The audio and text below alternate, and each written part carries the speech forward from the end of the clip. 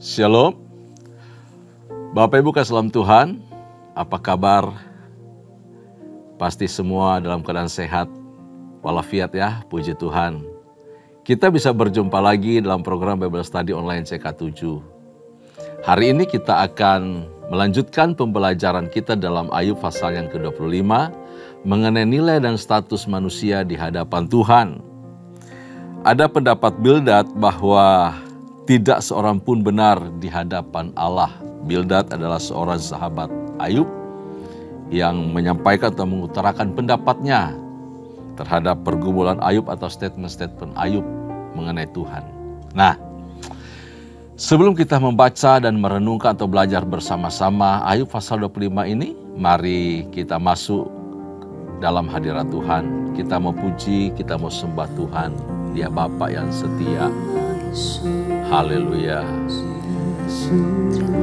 Terima kasih. Terima kasih. Inayasan.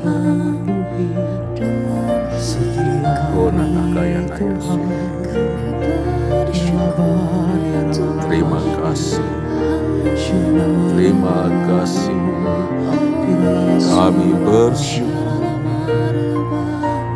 Kami bersyukur.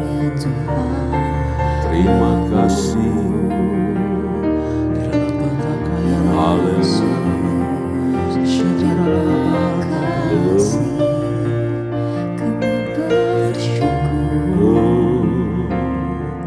Terpuji nama Yesus.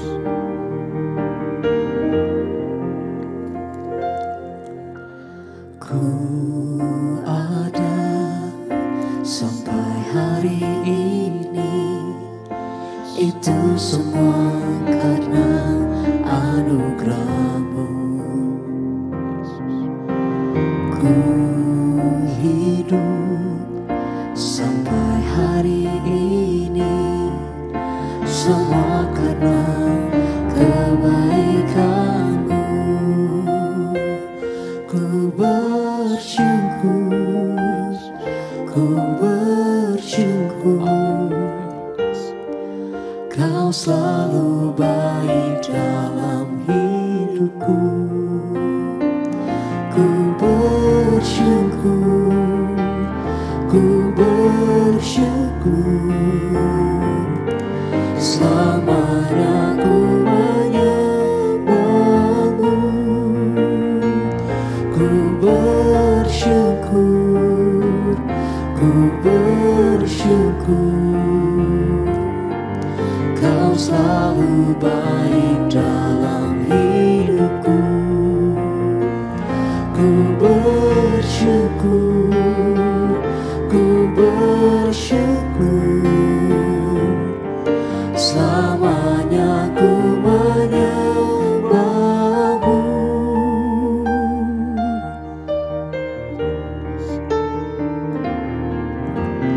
Ku ada sampai hari ini, itu semua karena anugerah-Mu.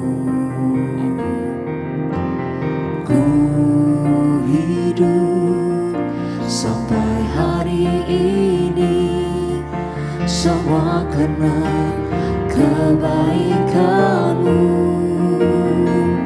Ku bersyukur, ku bersyukur, Kau selalu baik dalam hidupku. Ku bersyukur, ku bersyukur, selamanya ku menyembah-Mu. Ku bersyukur, ku bersyukur, Kau selalu baik dalam hidupku. Ku bersyukur, ku bersyukur, selamanya ku menyembah-Mu.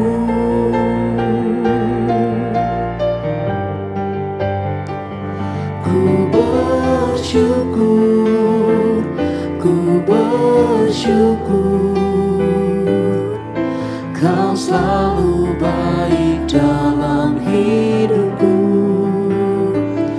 Ku bersyukur, ku bersyukur. Selamanya ku menyembahmu, selamanya ku menyembahmu, selamanya ku menyembahmu,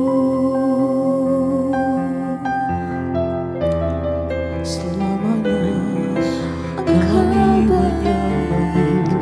Teramat baik, kami bersyukur kepadamu. Engkau baik bagi kami.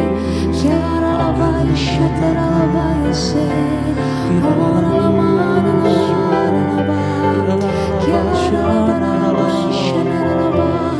Engkau baik ya Tuhan, Kau berkuasa atas hidup kami. Kami bersyukur kepadamu Tuhan Yesus. Terima kasih.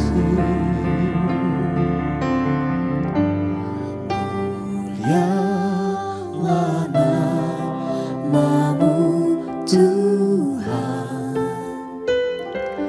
dan ajaib jalan-Mu. Pimpin kami di setiap waktu. Besar setiamu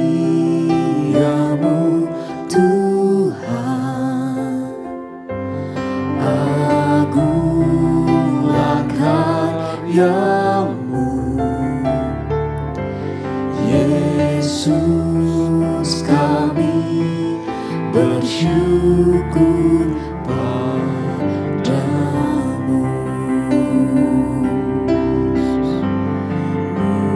Mulialah namamu Tuhan, dan ajaib jalan-Mu.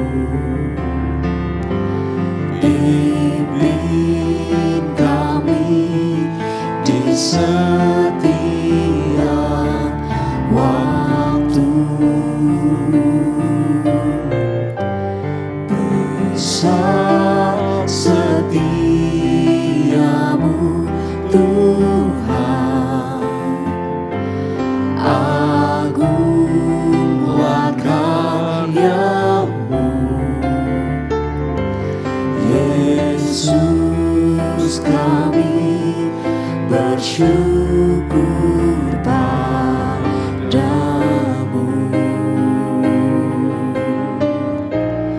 Mulialah namamu Tuhan, dan ajaib jalan-Mu. Pimpin kami di setiap waktu.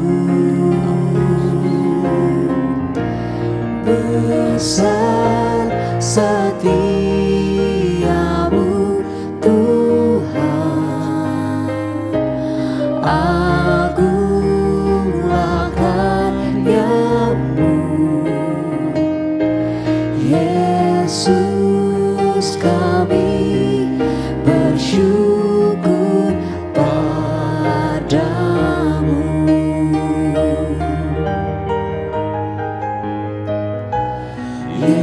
Yesus, kami bersyukur padamu.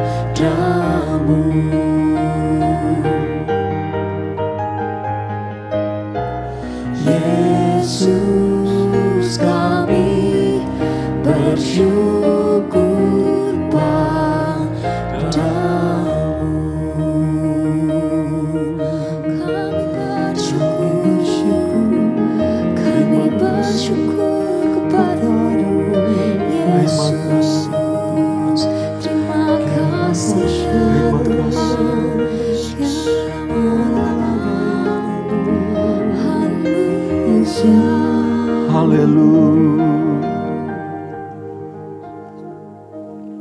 Kami bersyukur kepadamu ya Tuhan, buat jalan-jalan-Mu yang ajaib, mulia, dan agung yang Kau nyatakan dalam kehidupan kami.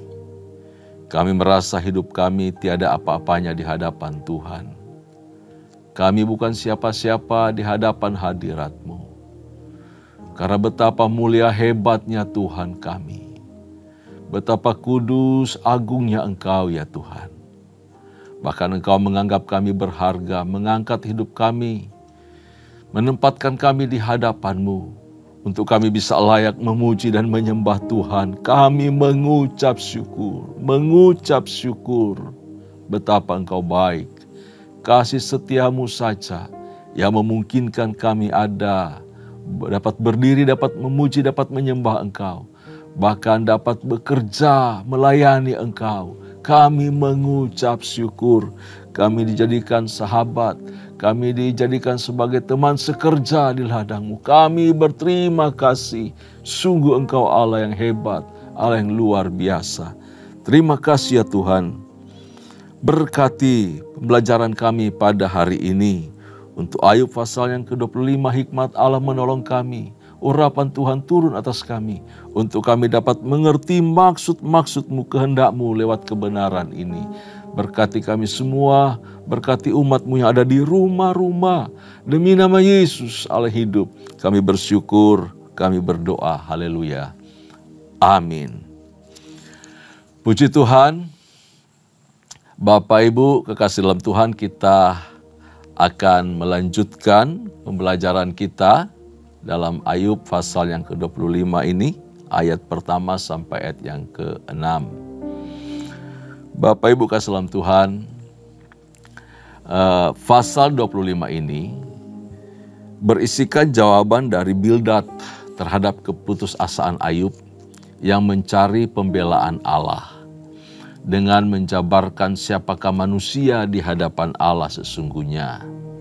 Menurut Bildad, di hadapan Allah, manusia itu kecil dan terbatas. Ya, manusia itu tak berdaya sama sekali di hadapan Allah. Sehebat-hebatnya manusia, semulia-mulianya kata orang terhadap kelompok tertentu atau pribadi tertentu yang tetap dia adalah manusia itu, tetap pribadi itu, orang itu adalah orang yang rapuh. Bukan siapa-siapa, kecil di hadapan Allah. Namun Bapak Ibu salam Tuhan, pernyataan ini tidak boleh ya kita artikan atau kita pakai untuk merendahkan kemuliaan yang telah Allah taruh dalam hidup kita. Sebab kita tahu bahwa manusia itu diciptakan serupa dan segambar dengan Tuhan. Amin. Jadi ada nilai-nilai Allah, ada karakter Allah yang memungkinkan kita bisa bersekutu dengan Tuhan. Ada roh Allah dalam hidup kita. Jadi nggak bisa disepelekan juga manusia ya. Dan pasal yang kita baca, renungkan pada hari ini tidak bicara mengenai merendahkan manusia atau membuat manusia tak berarti sama sekali, tidak demikian. Namun dari kita, kehidupan yang fana ini, sesungguhnya jika dibanding dengan kemuliaan Allah, keagungan Allah, memang sungguh-sungguh manusia itu tidak punya arti di hadapan Tuhan jika dibandingkan dengan kemuliaan Tuhan. Sehingga manusia itu digambarkan seperti berengah atau ulat yang merayap. Ulat yang merayap. Jadi pernyataan Bildad ya, di pasal yang ke-25 ini sebenarnya merupakan suatu ungkapan perbandingan. Sama seperti Mazmur pasal 22 ayat yang ke-6. Yang kira-kira bunyinya seperti ini ya. Tetapi aku ini ulat dan bukan orang. Jadi manusia memang tidak punya nilai sama sekali dan bukan siapa-siapa. Disebutkan ulat, berengah, dan bukan orang. Ketika diperhadapkan dengan hadirat Allah, diperhadapkan dengan kemuliaan Allah, keagungan Tuhan, kita bukan siapa-siapa. Nah, Sebelum kita lanjutkan pembahasan ini dari pasal 25, mari kita baca bersama-sama 6 ayat ini. Bapak Ibu bisa mengikuti saya dan saya akan pandu kita membaca ayat pertama sampai ayat yang ke-6. Halaman 561, demikian bunyi firman Tuhan. Maka Bildad, orang Suah, menjawab, kekuasaan dan kedahsyatan ada pada dia, yang menyelenggarakan damai di tempatnya yang tinggi. Dapatkah dihitung pasukannya? Dan siapakah yang tidak disinari terangnya? Bagaimana manusia benar di hadapan Allah? Dan bagaimana orang yang dilahirkan perempuan itu bersih? Sesungguhnya bahkan bulan pun tidak terang, dan bintang-bintang pun tidak cerah di matanya. Lebih-lebih lagi manusia yang adalah berengah, anak manusia yang adalah ulat. Nah, penekanan dari pasal 25 terletak pada ketidakberdayaan, pada kerapuhan dan kefanahan manusia. Di sini menggunakan kata anak manusia. Bildad pakai anak manusia yang adalah ulat. Anak manusia yang dipakai di sini itu menunjukkan betapa kelemahan, kekurangan manusia, ya, yang sehubungan dengan status kita sebagai pribadi yang berasal dari debu tanah. Sumber fana kita ini, daging ini yang berasal dari tanah, sehingga dikatakan yang adalah ulat.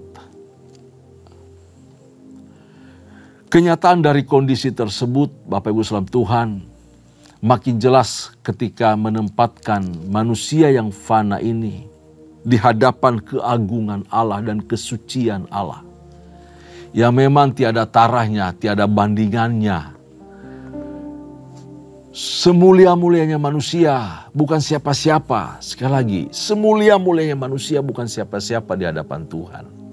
Tidak ada seorang pun dari manusia yang dilahirkan oleh seorang perempuan tanpa berstatus lepas atau tidak menyandang sebagai orang berdosa. Semua adalah orang-orang berdosa. Tidak ada yang terlahir suci dan tidak dalam kondisi tak berdosa. Semuanya berdosa. Kecuali Yesus Kristus Tuhan kita, karena Roh Kudus yang menaunginya dan bukan dari hasil hubungan manusia. Jadi perkataan Bildad ini mengingatkan kita bahwa manusia itu adalah manusia yang berdosa. Dan memang sepatutnya karena berdosa makanya kita pantas menerima hukuman atau murka Allah. Dosa jangan dipandang dari sebagai perbuatan saja atau tindakan kita. Tapi sikap hati yang bertentangan dengan kehendak Allah juga adalah dosa. Bertolak belakang dengan kehendak Allah adalah dosa. Yang menyimpang dari maksud Allah adalah dosa. Segala hal yang ditimbulkan oleh hati manusia yang tidak sesuai dengan kehendak Allah adalah perbuatan dosa. Nah, dalam keberdosaan ini tentulah kita tidak akan bisa layak berdiri di hadapan Tuhan.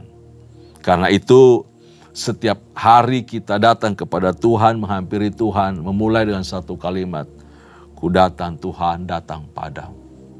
Sucikan hati saya, kuduskan hati saya oleh darah kudus-Mu.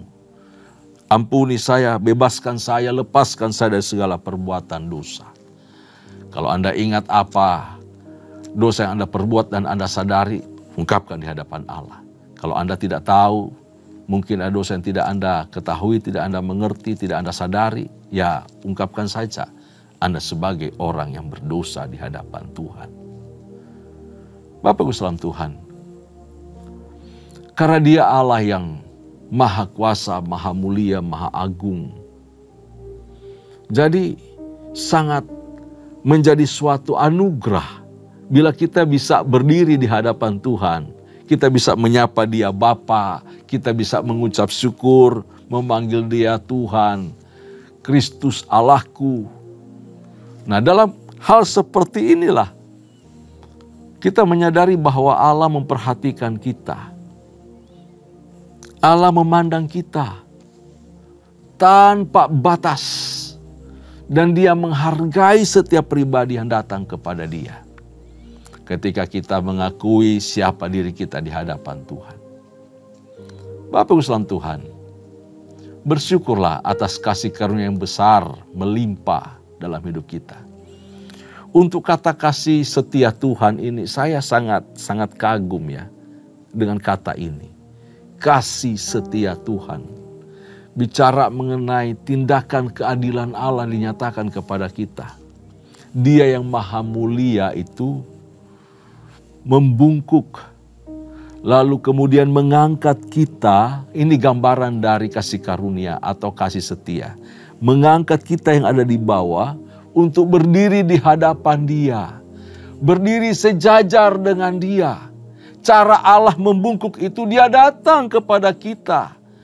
Menjadi sama seperti kita, merasakan segenap kesusahan penderitaan kita. Mengalami apa yang kita alami.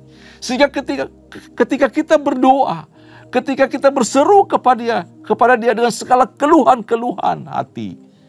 Dia turut merasakan. Kenapa? Karena Dia pernah menjadi sama dengan kita.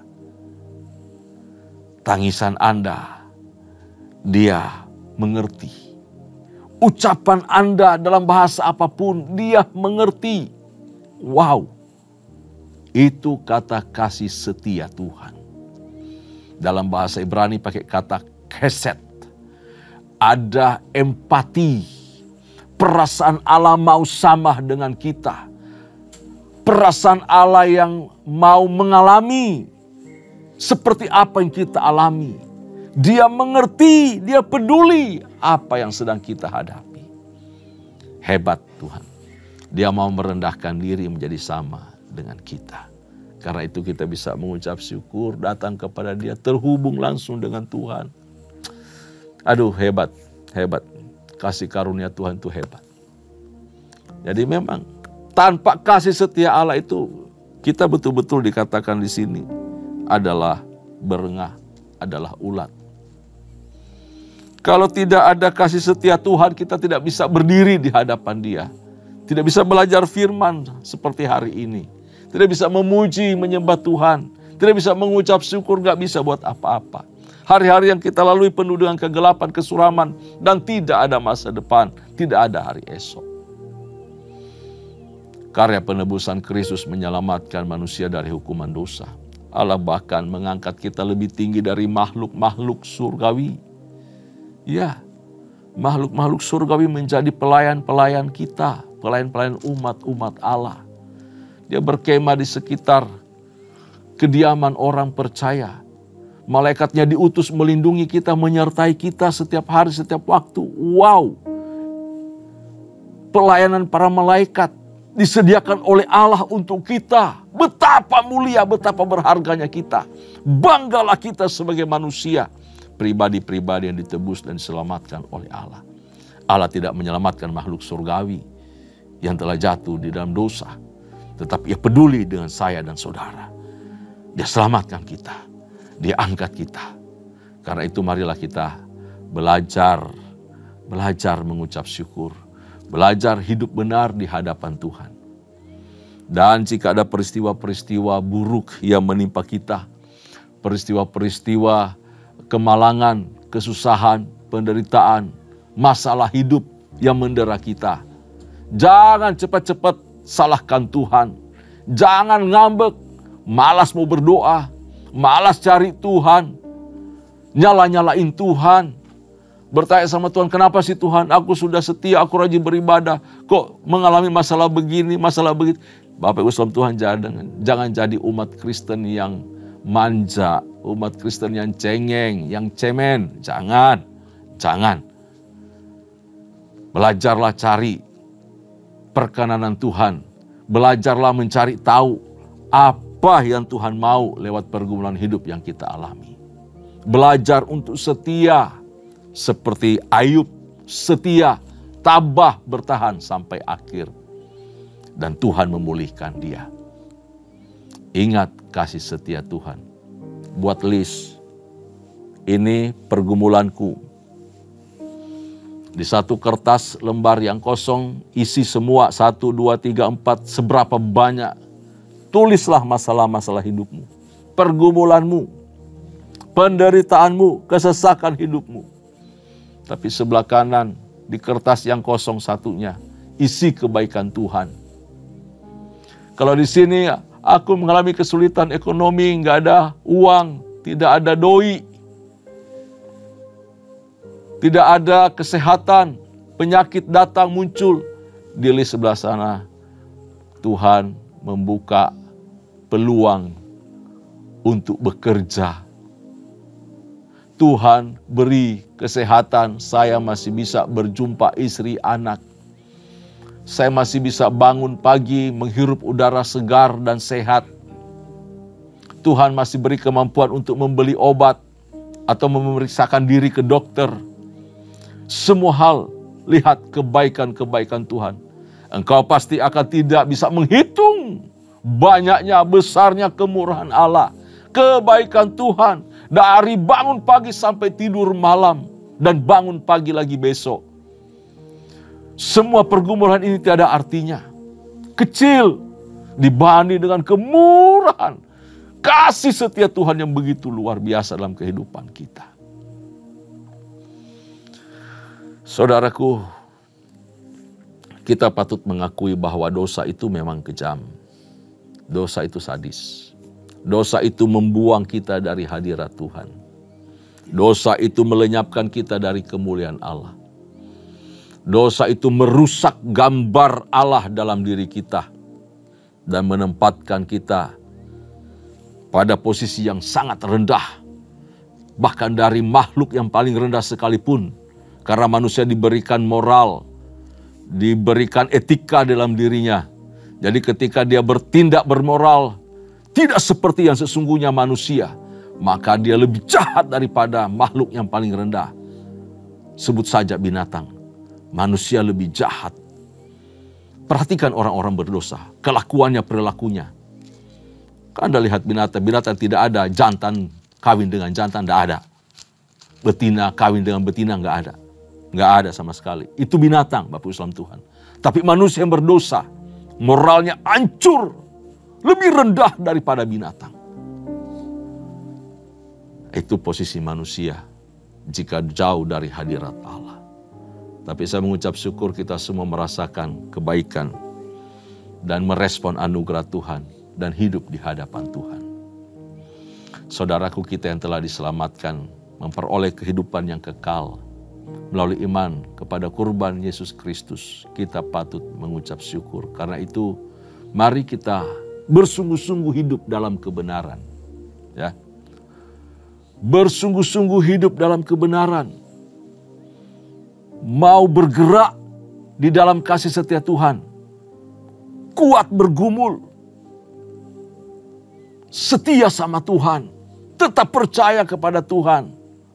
Tidak menaruh curiga kepada Tuhan. Dan terus hidup berharap hanya kepada Tuhan sebagai sumber pertolongan kita. Nah, pelajaran berharga dari Ayub pasal 25 ini akan kita simpulkan dengan beberapa kalimat, beberapa poin yang menjadi kunci atau pokok-pokok pelajaran yang kita bisa ambil di dalamnya mengenai manusia dan penderitaan hidup. Yang pertama, bahwa pribadi Allah pribadi yang tidak bisa dipengaruhi oleh kesalehan manusia. Sesaleh-salehnya seseorang, tetap dia akan mengalami pergumulan hidup.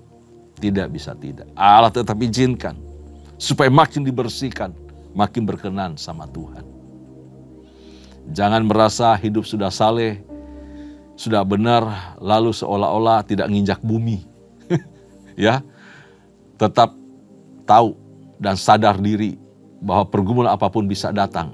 Karena itu kita bisa bersiap sedia dan mengucap syukur. Bahkan justru orang yang saleh memperoleh pergumulan yang jauh lebih berat. Untuk apa? Tuhan dipermuliakan. Kenapa? Karena kita berharga dan merasakan langsung kasih setia Tuhan yang besar itu. Semakin orang semakin saleh di hadapan Tuhan dan beroleh kesempatan menanggung beban yang berat.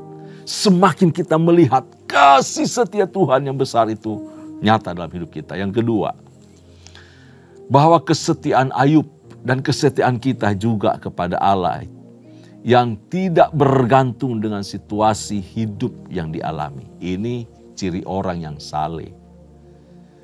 Ini ciri orang yang bisa berdiri di hadapan Allah yang agung dan mulia. Dan Allah mempermuliakan kita. Bapak Ibu kasih dalam Tuhan, baik sehat, sakit, kaya, miskin, senang, menderita, Ayub tetap percaya kepada Tuhan. Bahwa Tuhan itu baik. Ya, bahwa Tuhan itu baik. Demikian juga kita. Jangan menganggap Tuhan itu baik oleh karena kita sehat, oleh karena hidup lurus-lurus aja baik. Semuanya oke, anak istri oke, pekerjaan lancar, semua berjalan dengan baik. Tidak ada kesusahan yang kita alami. Oh, Tuhan itu baik. Tapi begitu kemalangan datang, begitu pergumulan berat datang, tantangan berat datang, kita berkata, di mana sih Tuhan? Katanya Tuhan baik, kok Tuhan gak peduli saya? Nah, tidak bisa seperti itu. Ya, harusnya kita punya konsep seperti Ayub. Setia kepada Allah. Kesetiaan yang kita lakukan itu di hadapan Tuhan tidak bergantung dengan situasi hidup yang sedang kita alami. Tetap setia apapun terjadi. Amin. Yang ketiga, bahwa adanya konsep pertaruhan di sini. Bahwa Allah itu percayai kita. Wow. Bahwa Allah percaya kepada kita. Bahwa kita sanggup dan pasti menang di dalam pergumulan hidup. Wah, ini dipertaruhkan loh. Tuhan itu hebat. Ada konsep pertaruhan. Makanya dari awal kan diberitahu. Oh, coba kalau kamu mau uji Ayub, silakan aja, saya izinkan kok. Artinya Allah buat pertaruhan di sana. Allah percaya Ayub sanggup bertahan di tengah keadaan yang sulit sekalipun. Dan seperti Ayub, saya percaya kalau kita mengalami penderitaan, kesulitan, kesusahan besar, itu ada pertaruhan dari Allah. Kita ingat itu. Ada pertaruhan dari Allah. Tuhan percaya. Jadi ketika kita mengalami masalah, berarti Tuhan mempercayakan kita. Kita sanggup menang. Kita kuat menghadapinya. Dan kita akan menjadi berkat untuk kemuliaan nama Tuhan. Dan yang terakhir, yang keempat. Pelajaran kita peroleh dari Ayub pasal 25 ini. Adanya kecemerlangan Allah yang melampaui segala sesuatu. Yang namanya ciptaan. Bukan apa-apanya di hadapan Allah. Dia segala-galanya. Yang dia segala-galanya itu, dia tinggal di dalam kehidupan kita. Menjadikan hidup kita berarti. Mempermuliakan kita lebih dari segala karya ciptaan yang lainnya. Kita adalah mahkota ciptaan Tuhan. Karena itu banggalah punya Tuhan yang hebat seperti Dia. Amin. Tuhan Yesus memberkati kita semua. Tundukkan kepala, kita berdoa. Bapa Surgawi, terima kasih untuk kasih karunia-Mu yang besar bagi kami. Oleh kemurahan-Mu, oleh kasih karunia-Mu saja, kami ada sebagaimana saat ini. Engkau mengangkat kami, mensejajarkan kami di hadapan-Mu. Kami bisa menyapa Engkau Bapa ya Aba. Terima kasih Tuhan. Kami mengucap syukur karya penebusan Kristus kami alami, kami rasakan. Sehingga kami disebut anak-anak Allah, ahli waris kerajaan surga. Kami mengucap syukur di dalam Engkau kami lebih mulia dari apapun juga di muka bumi ini. Terima kasih Tuhan. Dan di dalam Engkau kami dapat bersekutu, menghampiri Tuhan dalam kemuliaan-Mu. Terpuji-pujilah nama-Mu Tuhan. Kami bangga punya Allah seperti Engkau yang mempercayai segala sesuatu dalam kehidupan kami. Bahkan ketika Engkau mengizinkan perkara-perkara di luar kemampuan kami sekalipun, Tuhan tak pernah meninggalkan kami sebab Engkau percaya bahwa kami akan menang. Kami akan keluar sebagai pemenang dan kami mempermuliakan nama-Mu melalui pergumulan hidup kami. Terima kasih ya Bapa, terima kasih ya Tuhan. Hamba berdoa, untuk kepala-kepala rumah tangga. Tuhan beri kekuatan, beri kesehatan. Tuhan beri kekuatan iman di dalam hidup mereka. Tuhan memberkati pekerjaan mereka. Terima kasih Bapa. Semakin mengasihi istri dan anak-anak, semakin mereka bertanggung jawab kepada keluarga mereka. Berkati para ibu rumah tangga dalam nama Yesus. Kasih setia Tuhan melingkupi mereka, memelihara mereka, menyertai mereka. Juga anak-anak Tuhan memberkati untuk mereka semakin hormat kepada Tuhan, semakin mengasihi Tuhan sejak mereka masih muda. Terpuji namamu ya Bapa. Berkati pendidikan mereka, sekolah, kuliah mereka. Berkati dalam nama Yesus Tuhan. Masa depan mereka Tuhan berkati. Seluruh keluarga-keluarga Tuhan menolong, memberkati. Pekerjaan mereka Tuhan memberkati. Usaha bisnis mereka Tuhan memberkati. Terima kasih Tuhan. Bahkan pelayanan mereka Tuhan memberkati. Terima kasih ya Tuhan. Terpuji-pujilah namamu. Kami mengucap syukur. Dan kami akan berpisah satu dengan yang lainnya. Tuhan melingkupi kami dengan berkat dan anugerah dari Allah Bapa. Kasih sayang di dalam Kristus Yesus Tuhan. Serta persekutuan yang manis dengan Roh Kudus menyertai kita semua. Mulai hari ini sampai parusia Tuhan datang pada kali yang kedua. Bahkan sampai selama-lamanya. Setiap kita yang percaya dan terima berkat, sama-sama katakan amin. Tuhan Yesus memberkati kita semua.